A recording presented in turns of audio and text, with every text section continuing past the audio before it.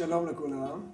אנחנו כעת נדבר על התאמה זוגית בהתאם לאסטרולוגיה ההודית. נושא שאני מניח שמעניין רבים וטובים. לפני כמה שנים טובות הייתי בהודו ולימדתי שם מדיטציה עם עוד חבר משוודיה, גם מורה למדיטציה. ויום אחד הוזמנו לאיזושהי ארוחת ערב, מסיבה אצל זוג האנשים שהזכירו לנו את הבית שבו גרנו, הם היו עורכי דין. הלכנו, היה נחמד מאוד, כולם עמדו, דיברו, זללו סמוסות ודברים כאלו. ועמדתי שם ליד איזו קבוצת אנשים, ואני שומע אותם מדברים.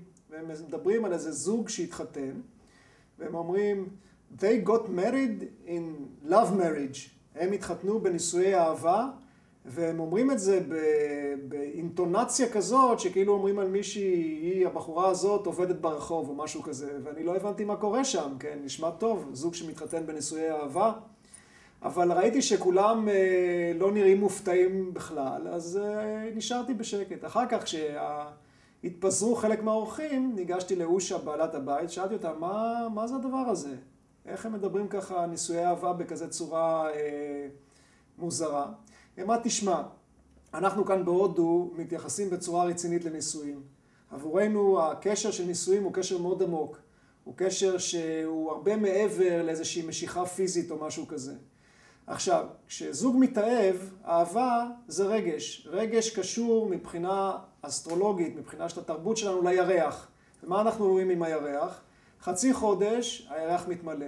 חצי חודש הירח מתמעט. האנרגיה של הירח היא מאוד לא יציבה. הירח מאופיין בעליות וירידות. ולכן אנחנו כאן מאמינים שאם מבססים קשר זוגי רק על אמוציות, רק על רגשות, על דברים שמשתנים, אז היום יכולה להיות אהבה נהדרת והכל נפלא והכל מרטיט, ומחרתיים זה יכול להיפסק. לכן אנחנו מאמינים שכדי לבסס קשר אמיתי, זה לא מספיק לבסס אותו רק על אהבה. כמה שאהבה זה דבר יפה, זה ממש לא מספיק. מה כן? אנחנו חושבים שצריך להתאים את המפות האסטרולוגיות של בני הזוג. ובאמת מה שנהוג פה זה שזוג רוצה להתחתן, או בעצם שמישהו רוצה להתחתן, ההורים שמים בעיתון מודעות שהם מחפשים בן זוג או בת זוג. עכשיו, וכך נגמר הסיפור, אותו ערב שהיינו שם במסיבה. בשבועות שלאחר מכן באמת הסתכלתי בעיתונים בסוף שבוע, וראיתי באמת מודעות שידוכים, דבר מאוד מעניין בהודו. והמודעות האלה הן בדרך כלל מתחילות בשם של הקסטה או המעמד שאליו שייך הגבר או האישה. לאחר מכן יש מספר, 20,000 או 30,000, בהתחלה לא הבנתי מה זה, אחר כך אמרו לי זה מה שמרוויחים לחודש, שזה גם כן מאוד חשוב בהודו, כדי לעשות התאמה זוגית. ולאחר מכן נאמר הגיל כמובן ופרטים כאלה, ואז אומרים נא לשלוח את המפה האסטרולוגית. ואז ההורים של בחורה שולחים מפה אסטרולוגית להורים של הבחור, הם לוקחים את המפות האסטרולוגיות של הגבר ולאישה לאסטרולוג, האסטרולוג מצליב את המפות, ואז הוא אומר, יש מצב לנישואים או אין מצב לנישואים.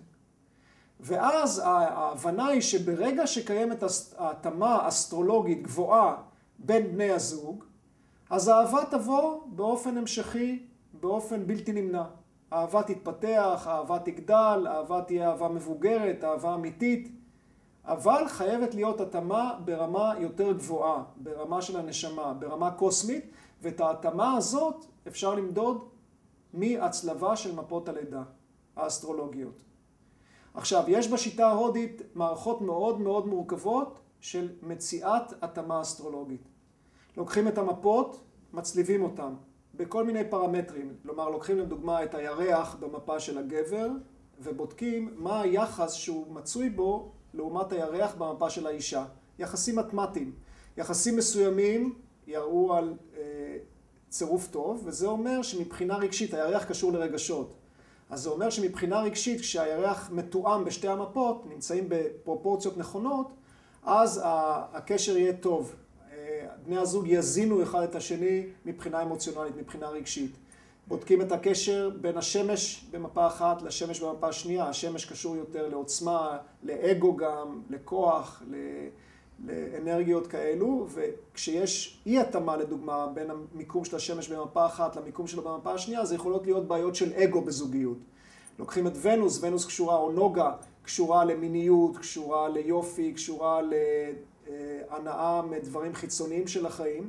ועוד פעם, אם היחס ההדדי בין הוונוס במפה אחת למפה שנייה הוא חיובי, זאת אומרת שתהיה התאמה מינית מאוד גבוהה ויוכלו לעשות חיים ביחד וכן הלאה. וכך זה דרך אחת להשוות את הפרופורציות במיקומים של הכוכבים בין שתי המפות. אחר כך חשוב להשוות גם את הבית השביעי בשתי המפות. בית השביעי קשור לניסויים, ואז צריך לראות האם כשאנחנו שמים מפה אחת על השנייה, בית 7 בכל אחד מהמפות האלו הוא נמצא בתיאום עם הבית השני. אחר כך חשוב מאוד לראות גם את המיקום של מאדים במפת הלידה. על פי האסטרולוגיה ההודית, מאדים יכול ליצור הפרעות רציניות לחיי נישואים, בצירוף אסטרולוגי שנוהגים לכנות אותו קוג'ה דושה, קוג'ה זה שם של מאדים, שכשמאדים נמצא במקומות מסוימים במפת הלידה, הוא יכול ליצור הרבה בעיות בנישואים. כי שוב, זה כוכב שהוא מלא אש, הוא מלא חום, הוא יכול להיות גם אגרסיבי לפעמים, ואם לדוגמה הוא נמצא בבית 7, שזה בית שקשור לנישואים, הוא יכול ליצור שם בלגן. אז חשוב מאוד שאם במפה אחת אנחנו מוצאים צירוף כזה של מאדים שיוצר השפעה שלילית בתחום הנישואים, לבן הזוג או לבת הזוג יהיה גם כן צירוף דומה, ואז הם מבטלים אחד את השני. וכך יש עוד הרבה מאוד גורמים שצריכים להתייחס אליהם כשאנחנו משווים את מפות הלידה.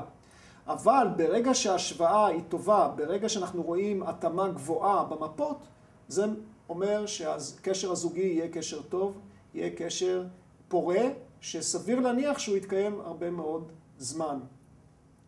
ובאמת בהודו אין הרבה מקרי גירושים.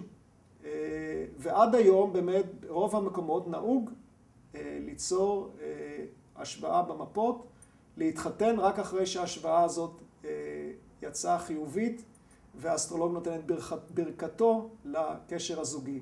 עכשיו, כשאנחנו מדברים על התאמה זוגית, זה לא רק בהקשר של ההתאמה בין המפות, זה גם מאוד חשוב על פי הבנה ההודית להתחתן בזמן נכון. מה שקורה, כל רגע נתון יש בו השפעות פלנטריות מסוימות, בהתאם למיקום של הכוכבים באותו זמן ברקיע.